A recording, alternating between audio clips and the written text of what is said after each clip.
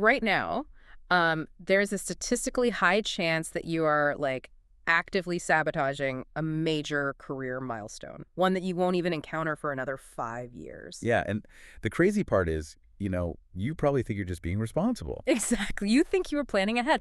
I mean, we usually picture career obstacles as these massive external things, right? Yeah. Like glass ceilings or rigid corporate Or structure, just bosses who completely refuse to promote us. right? These heavy systemic walls. But today, we're turning the camera inward. Welcome to this deep dive. Mm. Today, we're exploring an intriguing stack of notes and excerpts based on Sheryl Sandberg's Lean In. And our mission today isn't to look at corporate policy. It's to unpack the internal revolution. Yeah, the fears, the biases, those self-imposed limitations, we want to look at how the label of being like compliant and yielding can actually become this invisible shackle on your trajectory. Okay, let's unpack this. Well, those internal barriers, they're often the absolutely hardest to dismantle because they don't look like walls to us. They just look like reality. Exactly. They look like our own rational thoughts. They disguise themselves as pragmatism or, humility. Because before anyone can climb the ranks of their career, they have to actually believe they belong in the room. And that is a massive hurdle right out of the gate. It's the psychological hurdle of imposter syndrome, which the sources highlight shows up in very distinct patterns when we look at gender dynamics at work. Like a fundamental difference in how we internalize things. Yes, exactly. So when a man achieves a significant professional victory, the data shows he will almost always attribute it to his own innate ability. Like, I won because I am a winner and I worked really hard. Precisely. His skills, his intellect.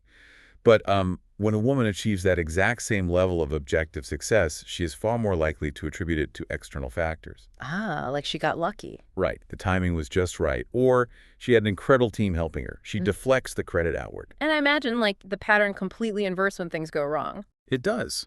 When a failure occurs, a man might blame the market or, the timeline, maybe a difficult client. But a woman will look inward. Yes. She attributes that failure to her own fundamental lack of ability. And this internal narrative, it translates into concrete professional actions. Oh, so? Well, consider how people apply for jobs. The statistic here is wild. A man will typically look at a job description, see that he meets about 60% of the criteria, and just throw his hat in the ring. Wait, a 60% match? Yeah. That means almost half of the requirements are a total mystery to him, and he still assumes, like, yeah, I'm the guy for the job. He assumes he'll figure the rest out on the fly. Meanwhile, a woman will often look at that same job description and wait until she feels she meets 100% of the criteria. Wow, 100%. If there's a single bullet point she hasn't mastered, she literally selects herself out of the running.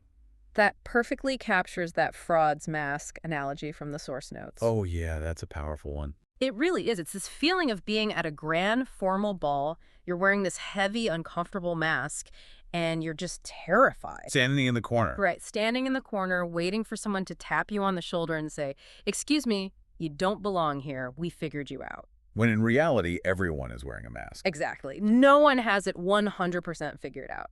But here is my issue with this. Knowing this statistic doesn't magically fix the problem. No, it doesn't. Like, if someone is genuinely terrified of being exposed as a fraud, how do they practically bridge that massive 60 to 100% confidence gap? We can't just snap our fingers and be confident. You're entirely right. Intellectualizing the problem doesn't solve it at all.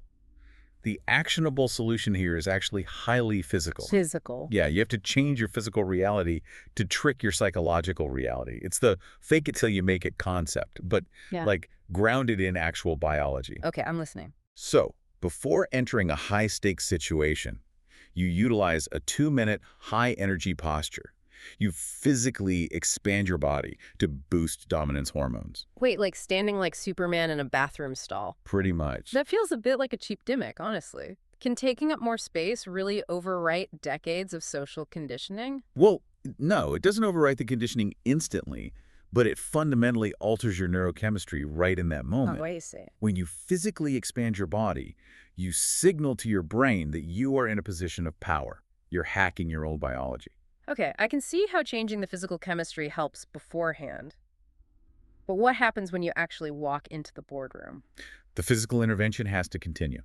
The single most important action you can take is to physically move from the sidelines and sit at the main table. Really? And Just changing your seat. yes, so often women will naturally gravitate toward the chairs lining the walls, effectively acting as bystanders rather than active participants. You're physically adopting that compliant and yielding posture just by removing yourself from the center of action. Exactly.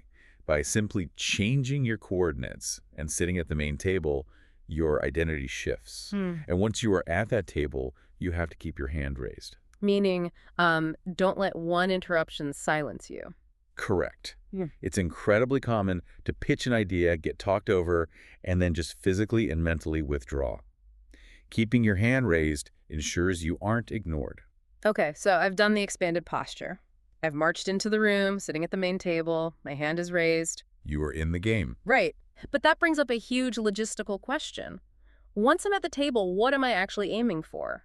Because the default mental model we all have for a career feels kind of broken. It is completely broken. The traditional model requires a massive cognitive shift because for generations, the metaphor for professional success has been the corporate ladder. Which, I mean, is an incredibly terrifying image to me. A ladder is this rigid, vertical climb. One slip means you fall completely behind. It's zero-sum. Right.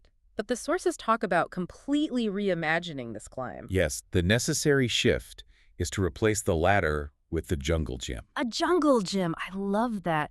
Because a jungle gym is sturdy. Exactly. On a jungle gym, you can move sideways. You can explore totally different paths to reach the top. Or even step down a rung to find a better grip. Or just get a broader view without it being called a failure. Precisely.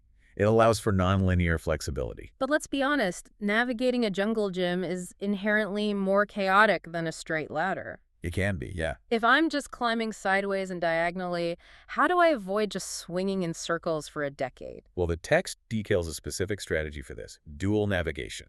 Okay, dual navigation, how does that work? You need two distinct coordinates. Yeah. First, a long-term dream to act as a lighthouse. So not a specific job title? No, titles change too fast. It's an overarching guiding principle. Yeah. And then second, you pair that lighthouse with a highly specific 18-month short-term goal. Why exactly 18 months? Because it's long enough to master a new skill, but short enough to keep a sense of urgency. But the catch, that short-term goal cannot just be about chasing a promotion. Oh, interesting. What should it be about? It must focus on learning new skills and creating value for the team. If you constantly create unique value, your mobility on that jungle gym is totally guaranteed. Okay, but what if you're halfway through that 18-month plan, learning your skill, and suddenly a massive, unexpected opportunity drops in your lap? Then you apply the rocket ship rule. The rocket ship rule. Yeah. If you are offered a seat on a rocket ship, like a high-growth opportunity, you do not ask where your seat is. You just get on. Just strap in and go. Exactly. You recognize the sheer momentum and you take it. Okay, navigating a jungle gym, jumping onto rocket ships, it all sounds incredibly liberating and proactive. It is. But here's where it gets really interesting. Because while that's liberating, there is a specific insidious trap a lot of people fall into here. A trap of preemptive surrender. Yes. Let's talk about the danger of leaving before you leave. Because this feels like responsible planning, but it's actually self-sabotage. It really is. Many women, anticipating a future need to balance a family, a pregnancy, or a marriage, they subconsciously hit the brakes early. So they start passing up challenging projects. Yes, they shrink their ambitions long before those life events actually happen. It's like pulling your car over onto the shoulder of the highway because you think there might be a traffic jam 20 miles ahead. That's a perfect way to look at it. You guarantee you won't reach your destination. And the cost of this early break seems incredibly steep. It's devastating. By preemptively passing up those core roles, you miss out on professional fulfillment. Your job gets boring. Right. And ironically, when the life event finally does happen because the job is so unfulfilling, it makes it much easier to eventually just quit the workforce entirely out of frustration. It's a tragic, self-fulfilling prophecy. So what's the actionable advice here? Keep one foot on the gas. One foot on the gas. Be aggressively ambitious right up until the absolute moment you are forced by circumstances to pause. Ensure you have no regrets. Okay, but let's look at reality for a second. To keep your foot on the gas at work, a fundamental shift has to occur at home, right? Absolutely. You can't just infinitely add to your plate. The baby still arrives. The house still needs cleaning. Which means we have to tear down the myth of the all-powerful superwoman. The idea that you can perfectly balance everything. Exactly. It's a complete mess. The text reveals that the absolute most critical career decision a person can make is whether to have an equal, understanding life partner. Wow. Not what job to take, but who to marry. Yes. Sustainable success requires a true partnership at home, and that means ending maternal gatekeeping.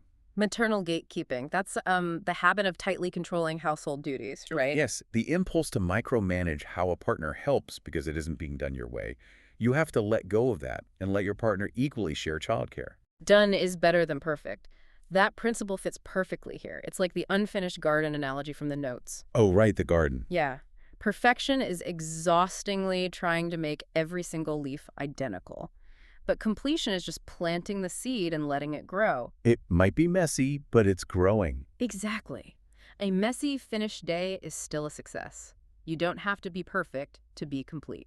And freeing up that energy at home allows you to advocate for yourself at work, Yeah. which requires what the sources call gentle persistence. Because of the bias where success and likability are inversely correlated for women? Right. The more successful and assertive a woman is, the less people tend to like her. It's an unfair reality. So how do you practically navigate that in, say, a negotiation? The strategy is to replace the word I with we.